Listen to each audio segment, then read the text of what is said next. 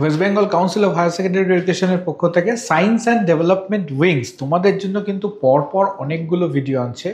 Already তোমরা দেখেছো যে কম্পিউটার অ্যাপ্লিকেশনের ওপর, অপারেটিং সিস্টেমের ওপর একটা সিরিজ অফ ভিডিও এসছে। সেমিস্টার 4-এর পড়ার জন্য কিন্তু কিভাবে তোমরা পড়বে, ধাপে ধাপে কিভাবে জিনিসগুলোকে অর্গানাইজ করে পড়াশোনা করবে যাতে তোমরা সহজে অনেকটা নাম্বার তুলতে পারো, তার জন্য কিন্তু অলরেডি আমরা অনেকগুলো ভিডিও আপলোড করেছি।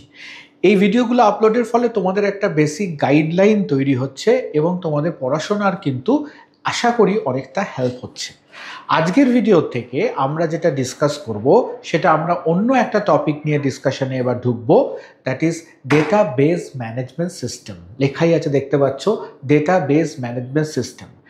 এখন এই ডেটাবেস ম্যানেজমেন্ট সিস্টেম এই বিষয়টা কম্পিউটার সায়েন্সেও অন্তর্ভুক্ত আছে, কম্পিউটার অ্যাপ্লিকেশনেও অন্তর্ভুক্ত আছে।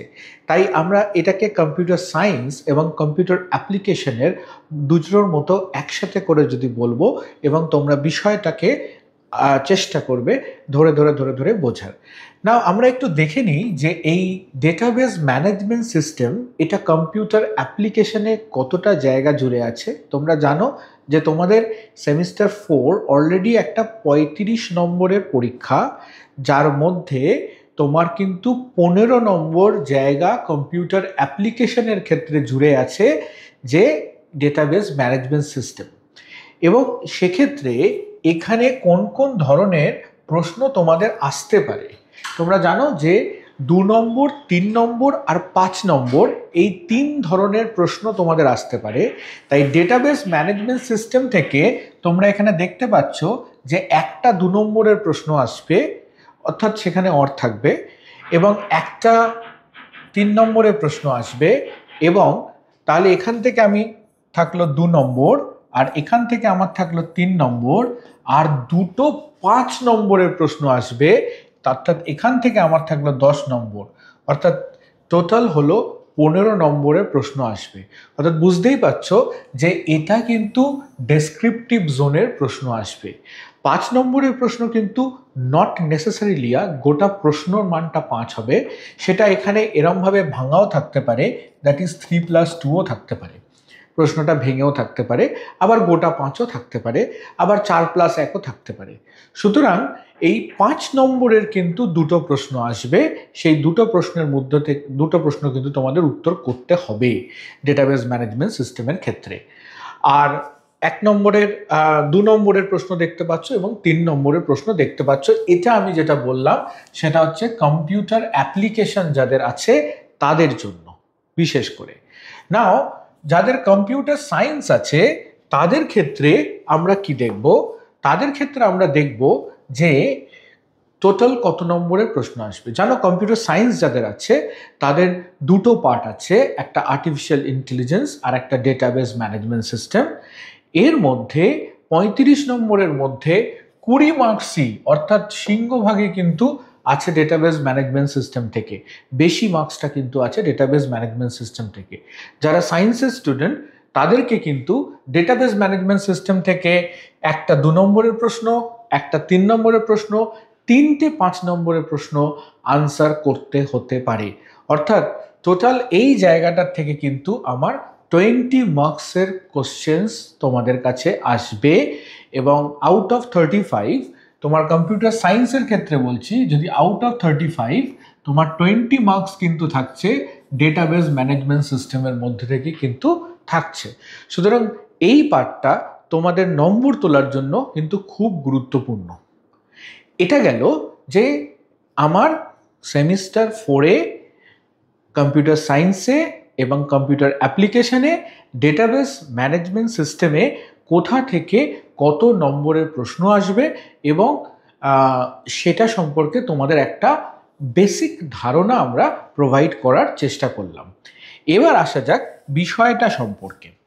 অর্থাৎ আমি প্রথমে সেমিস্টার শুরুর ইন্ট্রোডাকশন ভিডিওতে বলেছিলাম যে database management system, operating system, এই ধরনের বিষয়গুলো আমরা যতটা নোট বেসড করে পড়ব তত আমাদের কিন্তু সুবিধা। এমনিতেও আমাদের সেমিস্টার 4-এর পরীক্ষাটা খুব দ্রুত এবং আমাদের হাতে সময়টা খুবই অনেকটাই কম এবং অল্প সময়ের মধ্যে পড়াশোনা করতে হলে আমাদেরকে অনেক অর্গানাইজ হয়ে পড়াশোনা করতে হয়। এখন আমরা এখানে দেখে নেব আমরা কিভাবে অর্গানাইজ হব, রাইট? আমরা কিভাবে পড়াশোনা করলে আমরা অনেকটা জায়গা জুড়ে আমার পড়াশোনাটা অনেকটা তাড়াতাড়ি হয়ে যাবে এবং কোশ্চেন্সগুলো আমরা খুব সহজে আনসার করতে পারবো, বা যে ধরনের প্রশ্নই আমাকে দেওয়া হোক না কেন সে ধরনের প্রশ্ন আনসার করতে পারবো। সাধারণত প্রশ্নের ক্ষেত্রে বলা যায় যে কম্পিউটার সায়েন্সের ক্ষেত্রে প্রশ্নটা একটু থিঙ্কিং লেভেলে হবে, অর্থাৎ তোমাকে একটুখানি চিন্তাভাবনার মধ্যে তোমাকে একটু উত্তর দিতে হবে, আর কম্পিউটার সায়েন্সের অনেকটা শ্যালো লেভেলে হবে, অর্থাৎ সহজতর অনেকভাবে তোমাকে উত্তরটা দিতে হতে পারে। তো সেক্ষেত্রে যদি আমি দেখা যায় যে ডেটাবেস ম্যানেজমেন্ট সিস্টেম আমরা কিভাবে পড়ব, প্রথম কথা হচ্ছে ডেটাবেস ম্যানেজমেন্ট সিস্টেম পড়ার আগে আমি প্রথমেই বলছি যে I have to organise. So এখানে তোমরা দেখতে পাচ্ছ যে ডেটাবেস ম্যানেজমেন্ট সিস্টেমের কিছু কি টপিকস আমি বলে দিয়েছি। আমাদের এখানে 4টে ইউনিট আছে, 4টে ইউনিটের মধ্যে ইউনিট 1 থেকে আমরা কি কি টপিক পড়ব। প্রথমে ইউনিট 1 থেকে ফার্স্ট আমরা পড়ব হচ্ছে গিয়ে হঠাৎ ডেটাবেস ম্যানেজমেন্ট সিস্টেম এলো কেন, তার আগে কি ছিল। একদম পুরনো যেভাবে আমি তথ্যগুলোকে সঞ্চয় করতাম সেই তথ্য সঞ্চয় করার পদ্ধতি ছিল ফাইল ম্যানেজমেন্ট সিস্টেম, অর্থাৎ সেটাকে আমরা বলি সাধারণত লেগাসি সিস্টেম। অর্থাৎ লেগাসি সিস্টেম তার যে ড্রব্যাক, বা ফাইল ম্যানেজমেন্ট সিস্টেম তার যে ড্রব্যাক, সেই ড্রব্যাক থাকার জন্যই বা তার কিছু অসুবিধা থাকার জন্যই আমরা ডেটাবেস ম্যানেজমেন্ট সিস্টেমে শরণাপন্ন হই। আর এই database management system file management সিস্টেমের থেকে অ্যাডভান্টেজিয়াস কেন, সেটার জন্য আমরা পড়ব advantages of legacy system. Legacy সিস্টেমটাকে আমরা ফাইল ম্যানেজমেন্ট সিস্টেম বলছি।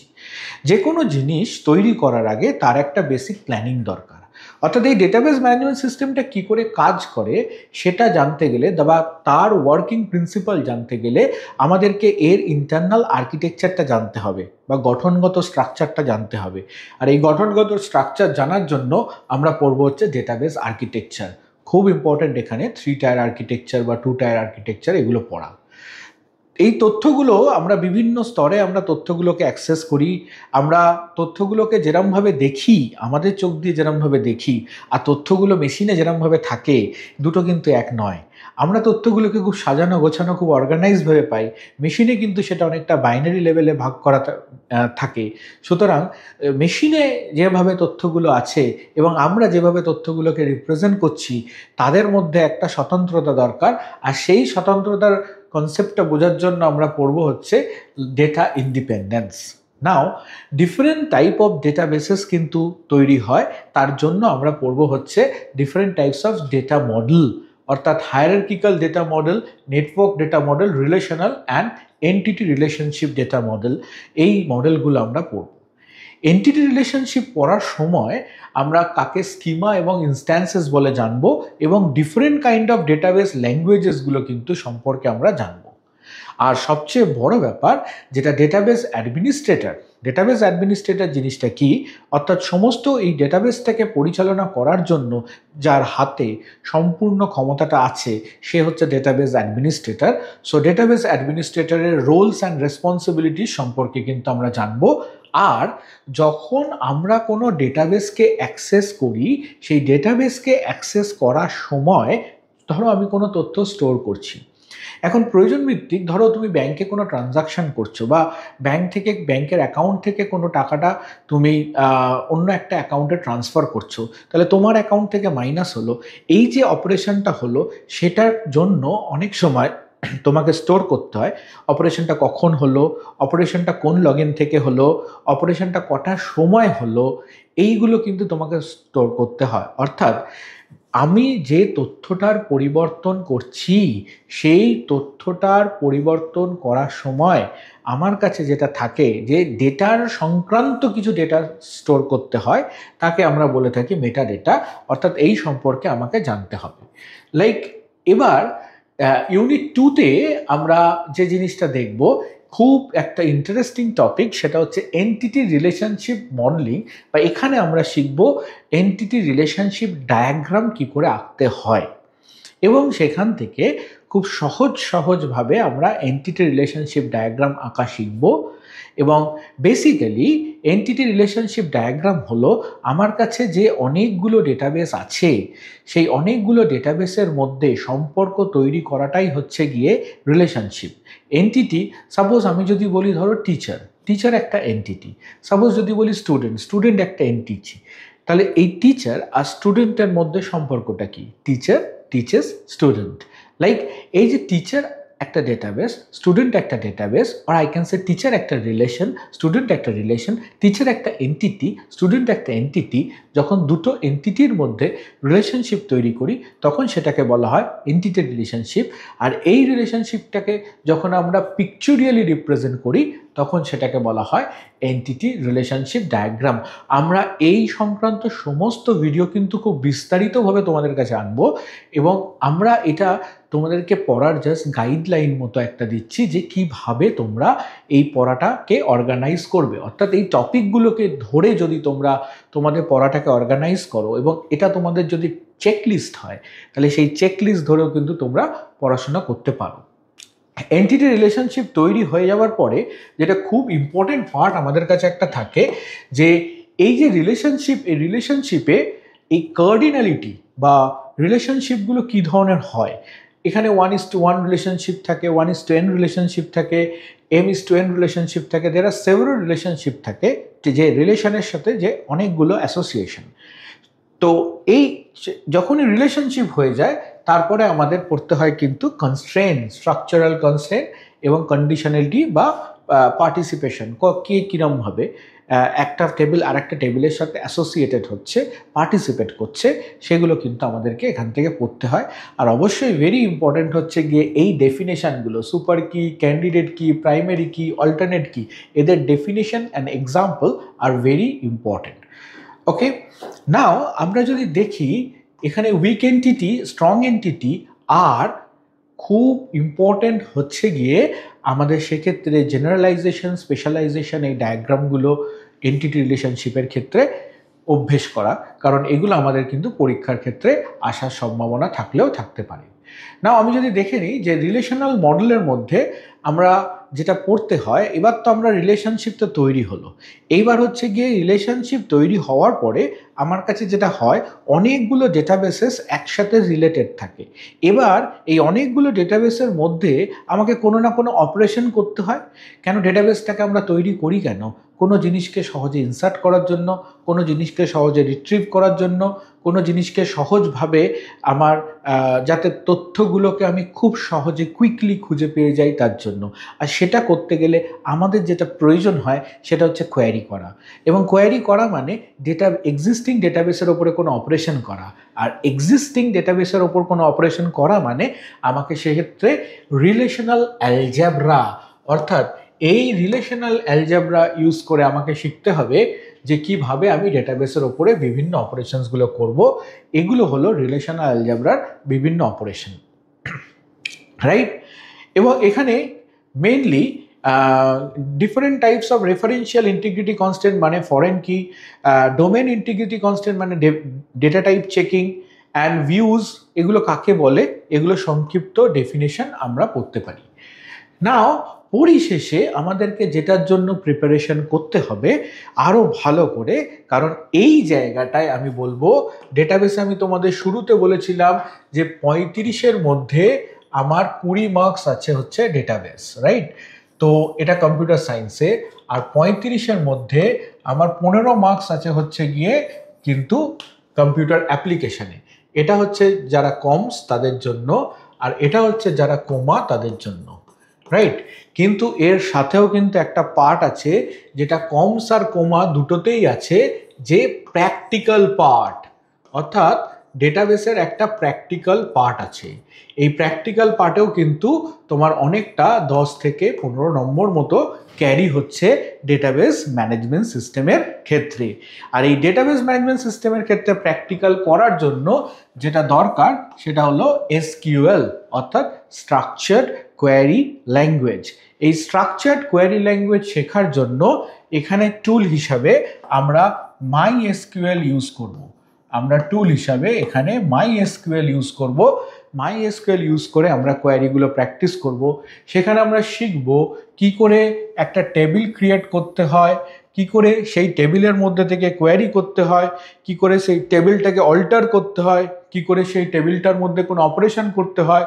অর্থাৎ এই জিনিসগুলোকে যখন আমরা করব, যে এই পুরো প্যারামিটার্সগুলোকে প্র্যাকটিক্যালি কিন্তু আমরা শিখব, এবং প্র্যাকটিক্যালটাও কিন্তু আমরা এখানে আশা করি তোমাদেরকে এই প্র্যাকটিক্যালটাও কিন্তু আমরা ভিডিওর মধ্যে দিয়ে তোমাদের কাছে প্রোভাইড করব। অর্থাৎ এই যে ডেটাবেস ম্যানেজমেন্ট সিস্টেম আমরা দেখতে পাচ্ছি, সে অর্থে দেখতে গেলে আমার কাছে কিন্তু একটা হিউজ পার্ট নিয়ে আছে সেমিস্টার 4-এ। যদি আমি থিওরি প্লাস প্র্যাকটিক্যাল মিলিয়ে দেখি, তাহলে 30 মার্কস মতো কিন্তু আমার কাছে অলরেডি এই থিওরি আর প্র্যাকটিক্যাল মিলে ডেটাবেসে, কম্পিউটার অ্যাপ্লিকেশনে এবং কম্পিউটার সায়েন্সে কিন্তু অলমোস্ট 35 মার্কস মতো আছে।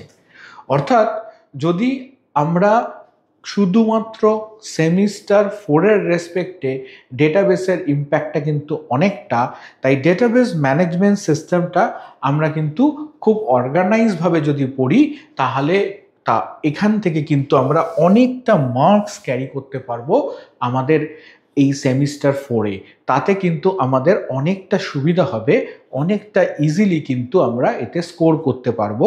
এবং আমার মনে হয় যে এই জিনিসটাকে একটু যদি আমরা অর্গানাইজ করে পড়ি, সে কম্পিউটার অ্যাপ্লিকেশনই হোক বা কম্পিউটার সায়েন্সে হোক, this part helps us to score more. So এই ভিডিওতে আমরা তোমাদেরকে খালি ডেসক্রাইব করলাম যে শুধুমাত্র কিভাবে আমরা এই কম্পিউটার, এই ডেটাবেস ম্যানেজমেন্ট সিস্টেমটা পড়বো কি করে। না, তখন দ্য নেক্সট ভিডিও অনওয়ার্ডস তোমরা এই আইটেনারি ধরে, যে আইটেনারিটা এখানে আছে সেইরকমভাবে কিন্তু স্টেপ বাই স্টেপ ভিডিও পেতে চলেছ। তার জন্য তোমরা এই ভিডিওগুলো দেখতে থাকো, আশা করি তোমাদের হেল্প হবে। And thank you for watching this video.